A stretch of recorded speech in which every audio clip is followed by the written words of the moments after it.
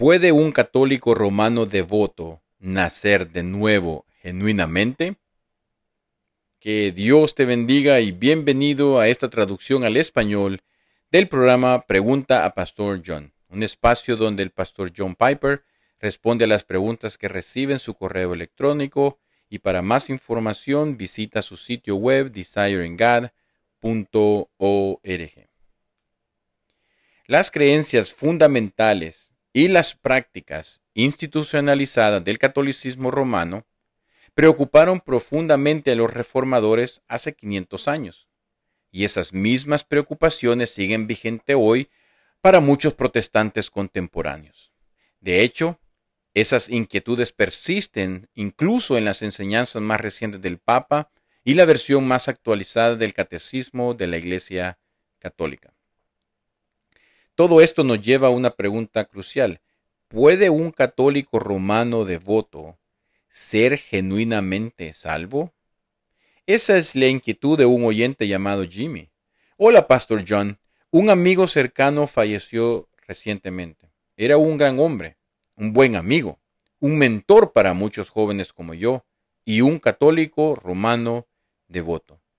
Mis preguntas son las siguientes. ¿Veré a mi amigo en el cielo? ¿O sus creencias teológicas hacen esto imposible?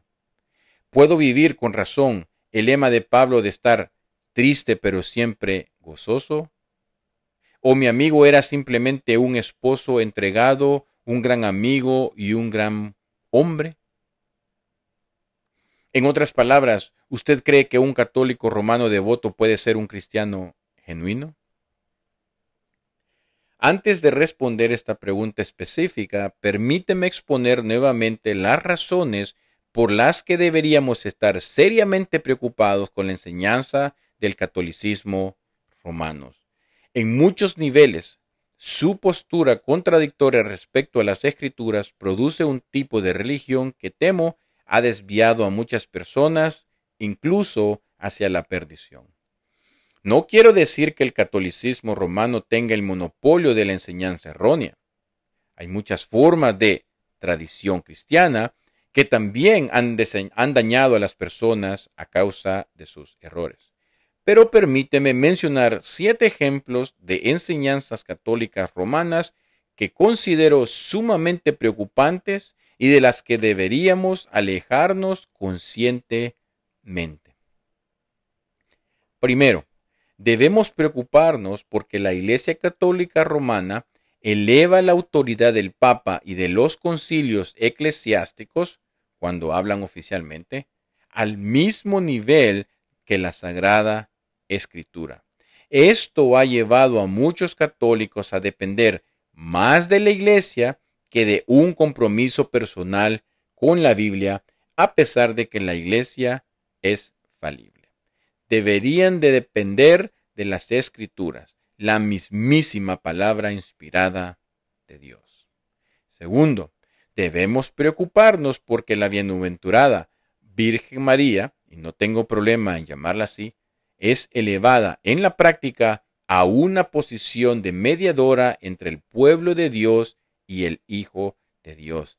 Esto socava el ministerio sacerdotal directo de Cristo, que es el único mediador entre Dios y los hombres. Primera de Timoteo 2:5.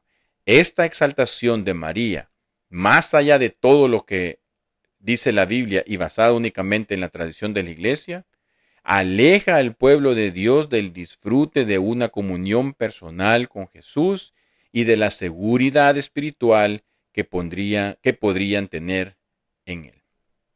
Tercero, debemos preocuparnos por la enseñanza de la regeneración bautismal, es decir, la idea de que por el mero acto de aplicar agua sobre la cabeza de un bebé, la acción del agua, ¿verdad?, por el acto sacerdotal, produce un cambio en la naturaleza del bebé, de estar perdido en pecado original a ser salvo mediante regeneración. Esta idea ha producido, diría yo, una confianza infundada en muchas personas quienes no tienen fe personal ni relación con Cristo ni amor por Dios, pero que creen estar en camino al cielo simplemente porque fueron bautizados. Debemos preocuparnos por la oferta de las llamadas indulgencias, una práctica que no pertenece solo al pasado del siglo XVI. El Papa actual ha ofrecido indulgencias en nuestros días.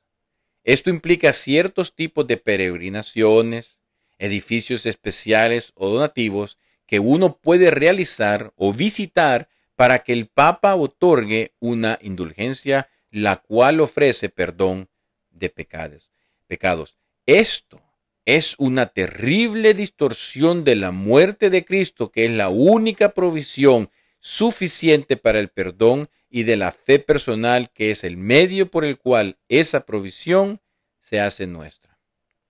Quinto, debemos estar profundamente preocupados por la confusión en torno a la doctrina de la justificación solo por gracia, sobre la base de Cristo únicamente, mediante la fe sola, para la gloria de Dios solamente. La insistencia de la Iglesia Católica Romana en que la justificación consiste en la infusión de justicia, la cual, como una virtud propia, nos califica para ser aceptados por Dios, no es lo mismo que la doctrina bíblica de que Dios se convierte en 100% a nuestro favor en el momento en que por la fe somos unidos a Cristo, de modo que su sangre y su justicia solamente son la base de nuestra aceptación ante Dios. Sexto, debemos estar preocupados por la centralidad de la misa en la práctica católica romana.